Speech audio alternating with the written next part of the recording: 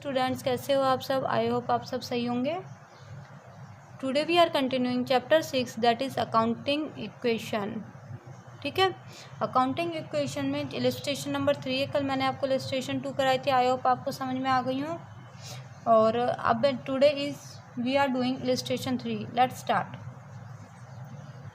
Format मैंने पहले ही बना रखा है, आपको एज इट इज़ फॉर्मेट बनाना है। मैंने कल आपको सिखा दिया था कैसे फॉर्मेट बनाना। बेटा मैंने यहाँ पे आपको वर्किंग नोट और बनाया है थोड़ा सा, ठीक है, आपको समझाने के लिए। देखो, स्टार्टेड बिजनेस विद कैश। आपने बिजनेस स्टार्ट किया है कैश से, तो बिजनेस में क्या आया है? कैश। तो अब बेटा आप यहाँ पे क्या लिखोगे? कैश। और जब हम बिजनेस में पैसा इन्वेस्ट करते हैं तो डेट इज कॉल्ड कैपिटल। ठीक है, तो आपने कितने रुपए से स्टार्ट किया? 1 लाख। तो यहाँ पे आप लिख दोगे 1 लाख, और कैपिटल में भी आप क्या लिख दोगे? 1 लाख। ठीक है, इसके बाद new equation as it is उतार दो, क्योंकि एडलाइस के लिए अभी कुछ हमारे पास है ही नहीं। 1 लाख और इज इक्वल टू 1 लाख।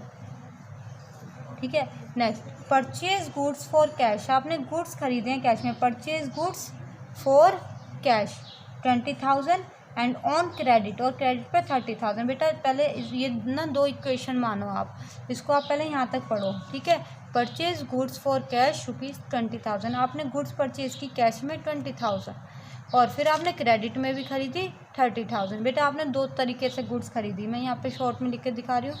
आपने परचेज किए हैं गुड्स कैश में और क्रेडिट में। ठीक है, तो आपने कैश में कितने की खरीदी? 20,000, और क्रेडिट में आपने खरीदी है 30,000। तो अब आपके पास टोटल गुड्स कितने की हो गई? 50,000।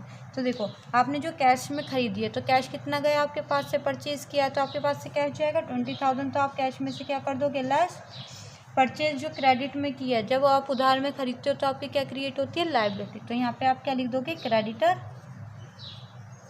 यहाँ पे अभी कुछ है नहीं, 0, यहाँ पे भी 0। यहाँ पे कितना लिख दोगे आप? 20,000, क्योंकि क्रेडिटर को पे करना पड़ेगा ना, सॉरी 30,000, क्योंकि अभी तक आपने पे नहीं किया ना, आपने उधार में खरीदा है 30,000। और टोटल आपके पास क्या है? गुड्स। गुड्स को हम क्या वर्ड देते हैं? स्टॉक। स्टॉक यहाँ पे है नहीं, यहाँ पे 0, यहाँ पे 0, यहाँ पे टोटल मैंने कितने बताए थे? कितने हो गए अब आपके पास? 50,000। ठीक है, तो अब आपकी न्यू इक्वेशन क्या होगी? आपकी 80,000 plus 50,000 is equal to 30,000 plus 1 lakh. इसको मैं दोबारा रिपीट कर रही हूँ। Purchase goods for cash 20,000 and on credit 30,000। आपने गुड्स परचेज किए हैं, कैश में किए 20,000, क्रेडिट में किए आपने 30,000। तो दोनों कैश, आपने कैश में 20 के खरीदे, क्रेडिट में 30 के खरीदे, तो टोटल गुड्स कितने के हो गए आपके? 50 के। तो 50 का तो क्या आ गया आपके पास? स्टॉक। कैश में जो गुड्स खरीदे तो आपके पास से कैश माइनस हुआ, माइनस कर दोगे, और जो आपने क्रेडिट में खरीदे तो आपकी क्या क्रिएट हो गई? लायबिलिटी, क्योंकि अब आपको पेमेंट करनी पड़ेगी बाद में। तो 30 की क्रेडिटर। अब न्यू इक्वेशन अभी आप यहाँ पे बच्चे ध्यान से समझना। ठीक है, गुड्स सोल्ड फॉर कैश।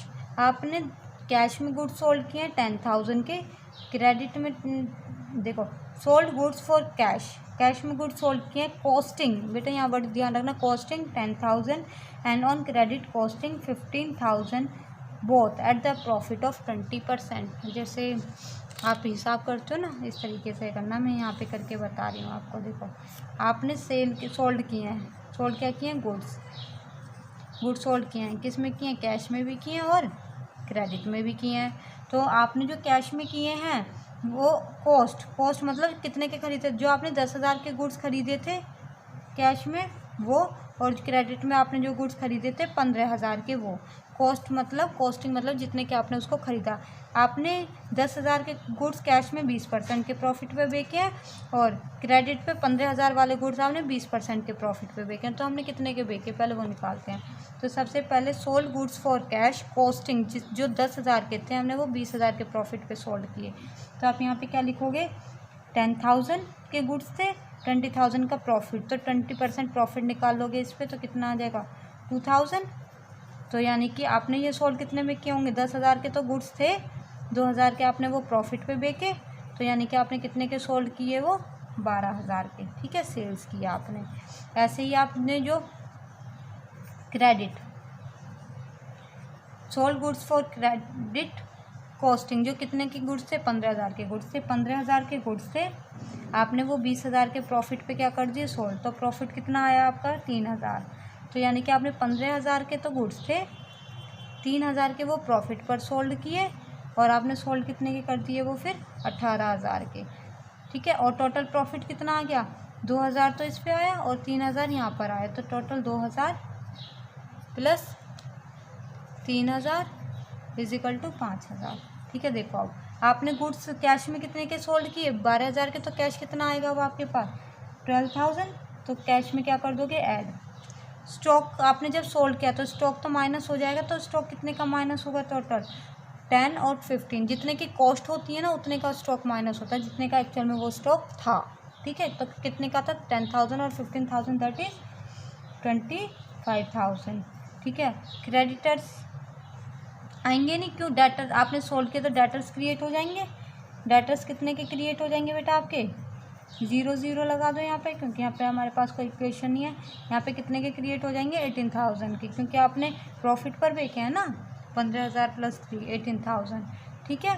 और आपका जो प्रॉफिट है, प्रॉफिट आपकी कैपिटल को इंक्रीज करता है, तो कैपिटल में 5,000 क्या कर दोगे ऐड, क्रेडिटर पे कोई भी फर्क नहीं पड़ेगा। न्यू इक्वेशन क्या आ जाएगी आपके पास, आ जाएगी 92,000, ऐड कर देंगे प्लस 25, 50 में से 25 माइनस करेंगे 25 प्लस 18,000 30,000 प्लस 1,05,000। आई होप आपको आपका क्वेश्चन क्लियर हुआ होगा। कोई डाउट हो तो प्लीज़ कॉन्टैक्ट मी।